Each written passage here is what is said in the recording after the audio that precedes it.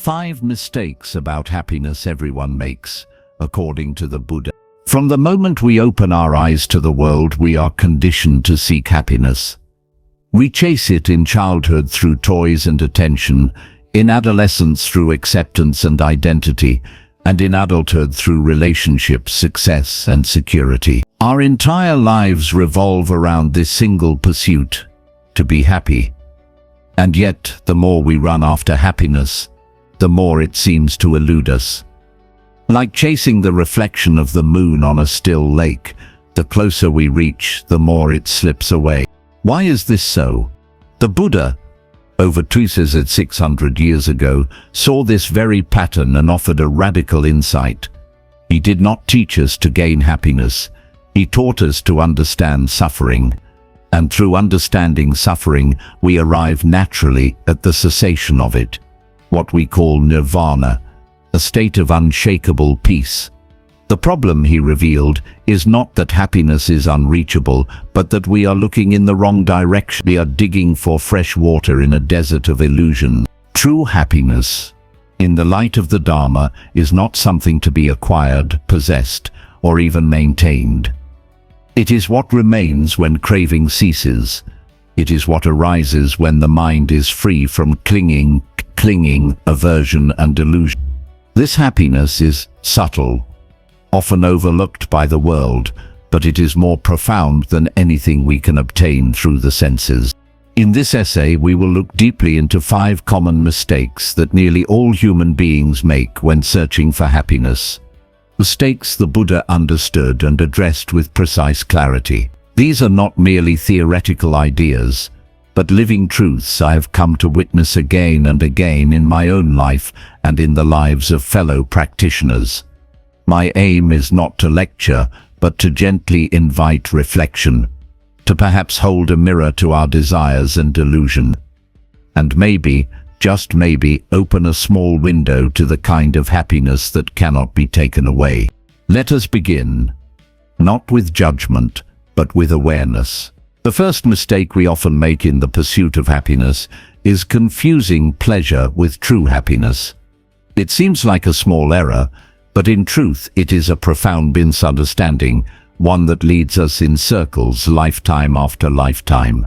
Pleasure, or karma sukha, is tied to the senses. It arises when we see something beautiful, taste something delicious, hear praise, feel the warmth of another body, or indulge in comfort. It is momentarily satisfying, like a drop of honey on the tongue. But what follows? The moment passes, and the mind immediately wants more. It begins to crave, to seek, to chase. And herein lies the trap. We become attached, not just to the pleasure itself, but to the idea that this is happiness. The Buddha saw this clearly. He taught that sense pleasure is not evil, but it is dangerous when misunderstood. In the Dhammacakkappavattana Sutta, the very first discourse after his awakening, the Buddha described the pursuit of sensual indulgence as one of the 2 extremes to be avoided. He called it ignoble, unbeneficial, and tied to the world. Why? Because pleasures depend on conditions, and all conditions are impermanent. Whatever is born must die. Whatever rises will pass away. To build our happiness upon such unstable ground is to invite inevitable suffering. There is a powerful metaphor in the texts. Seeking happiness through sense pleasures is like licking honey from the blade of a sword. It tastes sweet, but it cuts. We may not feel it at first, but the wound is coming. The wound is the craving that follows, the addiction, the dissatisfaction, the subtle restlessness that says, "This was good, but I want more." As a layperson, before I fully entered the monastic path, I too believed that happiness could be found in love, in recognition, in food, in music, even in spiritual experiences. But each joy I grasped faded, and each fading left a trace of emptiness. It was not until I sat long enough with my own mind observing its patterns that I began to see pleasure is not the enemy, but mistaking it for peace is. The Buddha offered a higher kind of happiness, one not born of contact between object and sense, but of inner stillness. He called it piti, sukha, and upekkha, the joy, bliss, and equanimity that arise from meditative absorption, and ultimately the peace of liberation. These are not fleeting, they are not dependent on others. They do not fade when the music stops or when the applause ends. They arise when the fire of desire begins to cool, and when the heart turns inward. So the first mistake is not in enjoying pleasure, but in chasing it, clinging to it, and believing it to be the source of true happiness. In this error, we remain bound.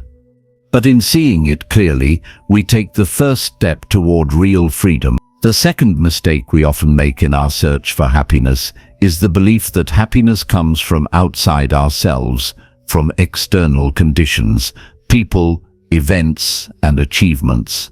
This belief is deeply ingrained in the human mind. From a young age we are taught, both directly and subtly, that happiness is something we must earn, attract, or create by shaping the world around us. If I get this job, I'll be happy. If I meet the right partner, I'll be fulfilled. If I make more money, have a peaceful home, travel more, gain respect, or even achieve spiritual success, then I will finally feel whole. But no matter how many of these conditions we acquire, the happiness they bring is never complete. It is like pouring water into a vessel with a hidden crack. We keep filling it again and again, only to find it leaking into emptiness. And so we look for another source, another person, another dream, never realizing that the very act of seeking happiness externally is the root of our dissatisfaction. The Buddha was crystal clear on this point. Mind is the forerunner of all states. Dhammapada verse 1. What we experience as happiness or suffering does not begin outside, it begins in the mind. A calm, content mind in a modest hut can feel peace far greater than a restless mind in a palace. In the teaching of dependent origination, Paticca Samuppada, the Buddha laid bare the chain of suffering, how ignorance gives rise to mental formations, consciousness, name and form, and so on, until eventually craving, tenna, arises, and with craving comes clinging, ipadana, becoming, and birth, and along with them suffering.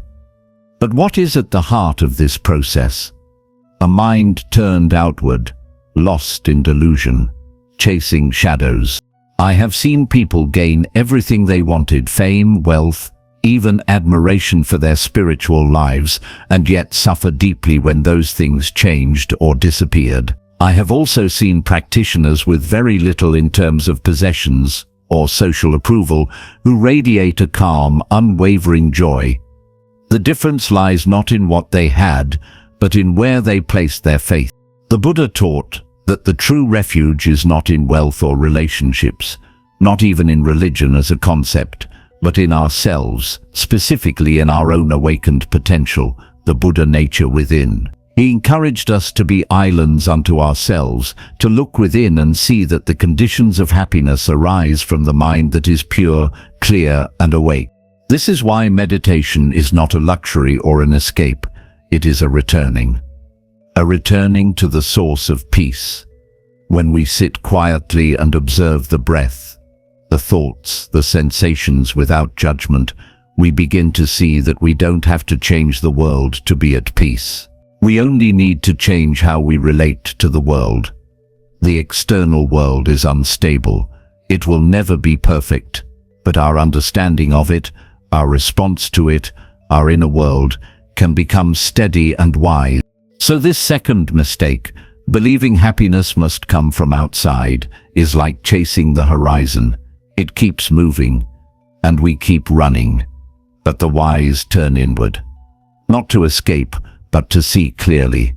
And in that seeing, they discover something miraculous, that happiness was never somewhere else. It was always here, waiting in the stillness between two breaths. The third mistake, perhaps the most subtle and deeply rooted of all, is the belief that we can control life to make it turn out the way we want.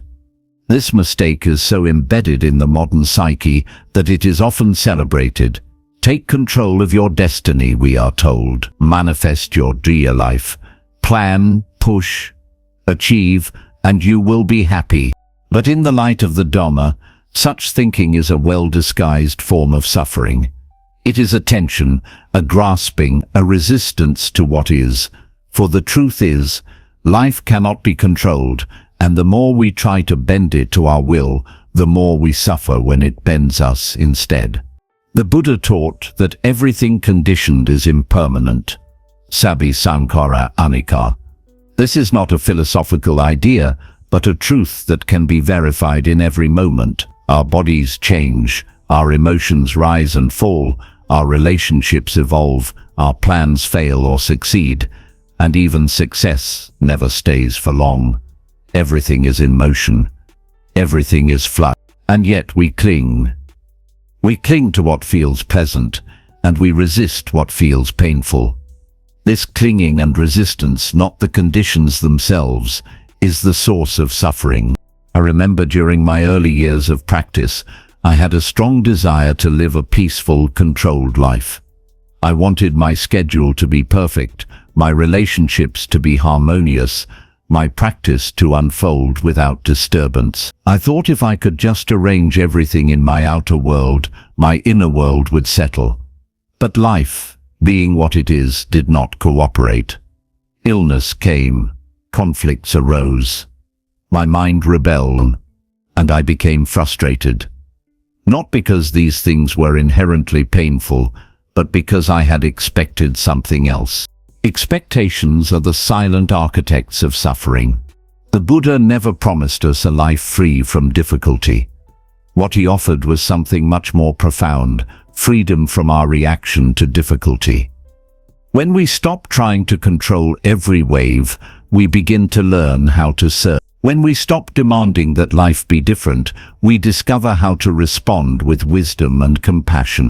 Letting go does not mean apathy. It means releasing our grip on how we think life should be, and meeting it as it is, with presence, equanimity, and clarity. In the Satipatthana Sutta, the Buddha speaks of observing all phenomena as arising and passing away. He does not tell us to interfere with the flow, but to watch, to understand, to awaken through that observation. The illusion of control is exhausting. It creates anxiety when things go well, because we fear losing them, and despair when things fall apart. But the moment we accept that we are not in control of conditions, and that we don't need to be at peace, that moment becomes a doorway to liberation. To live is to flow with change. The wise are not those who manipulate every current, but those who learn to float, awake, aware, and unattached. The river of life will carry us regardless. We can thrash against it, or we can let go and trust that the Dharma will carry us home. The fourth mistake that quietly feeds our unhappiness is the tendency to identify ourselves with our thoughts, emotions, and roles, to mistake the ever-changing flow of mental and emotional experiences for a solid, lasting self. This is not just a psychological error, it is a spiritual ignorance, what the Buddha called avijja, or delusion. It is the root of much of our suffering. We say, I am sad, I am angry, I am a failure, or even I am enlightened, as if these states fully define us, as if they are permanent truths. But in truth, these are only passing clouds in the sky of awareness. They come and go, often without warning, and they leave no trace unless we cling to them.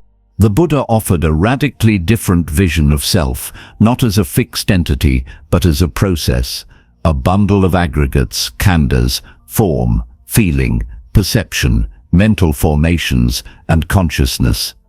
None of these, he said, are mine, none are me, none are myself. When we observe carefully, we see that there is no core I behind the experience, just causes and conditions, giving rise to phenomena. This teaching of anatta, or not self, is not easy to grasp at first. The ego resists it, clings to identity like a drowning person clings to driftwood. But the more we practice mindfulness, the more we begin to see the self we defend, decorate and define is just a story, a habit of mind. I have had days where I felt powerful and wise, and others where I felt small and confused. If I believed either story fully, I would suffer. But through practice I have come to see that these identities are like clothing, useful at times, but not who I really am. I am not the role I play, not the thought that passes through consciousness, not the emotion that stirs the heart. I am the knowing, the awareness within which all these things arise and pass away. This realization brings deep relief.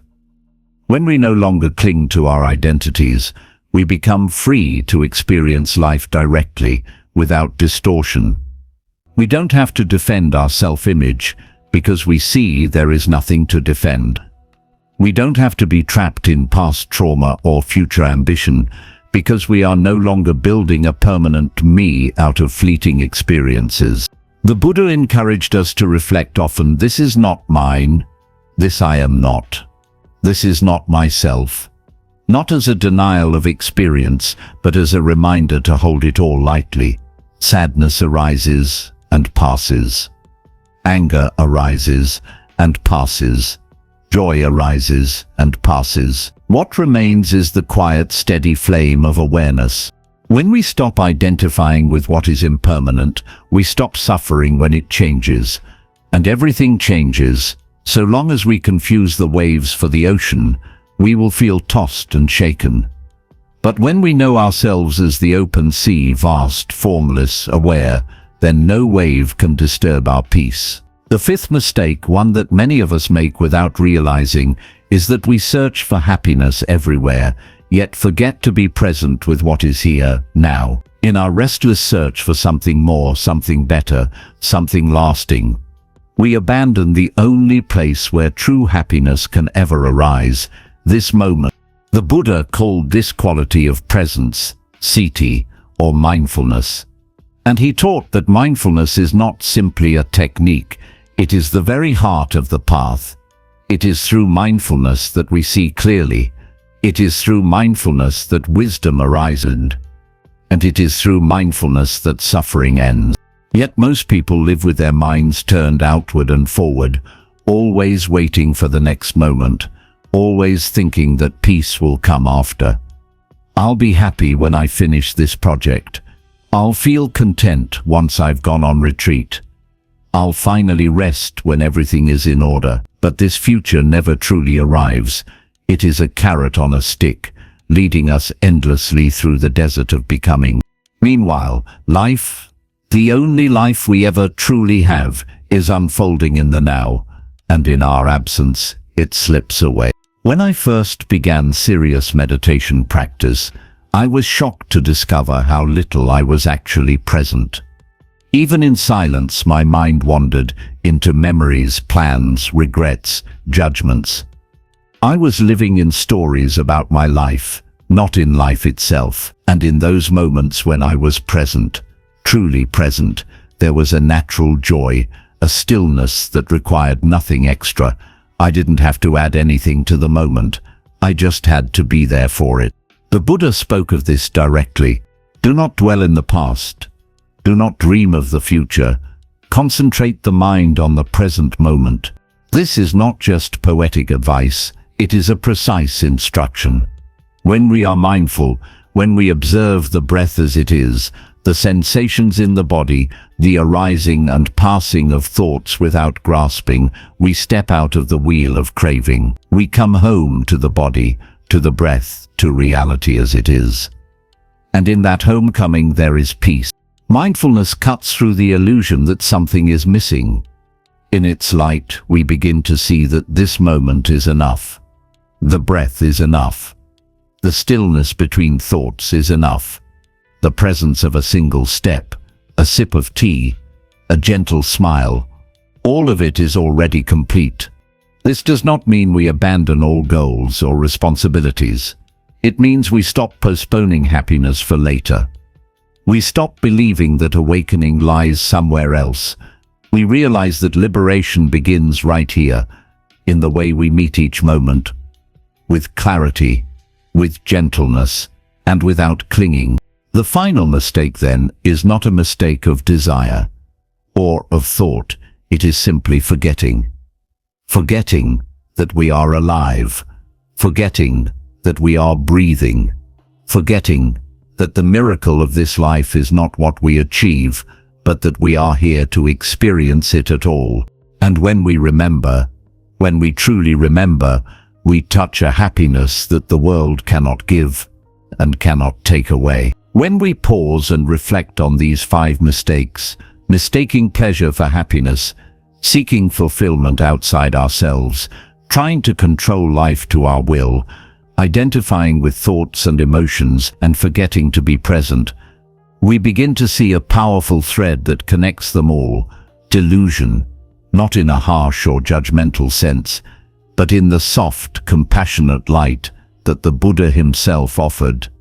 A recognition that we, like all beings, are often lost in misunderstanding, and that these misunderstandings are the soil in which our suffering grows. But just as suffering has causes, so too does its cessation. And the Buddha's genius lies not only in diagnosing the disease of discontent, but in offering the cure, a path that leads away from illusion and toward clarity, from restlessness to stillness, from craving to freedom. That path begins not with changing the world, but with changing how we see, with looking deeply into our own experience, not from the eyes of ego or ambition, but from the quiet, patient gaze of mindfulness. The more we look, the more we understand.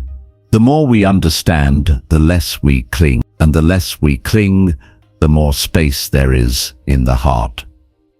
Space for peace, space for joy, space for others. As practitioners, whether monastics or lay people, we do not walk this path to become special or powerful or admired.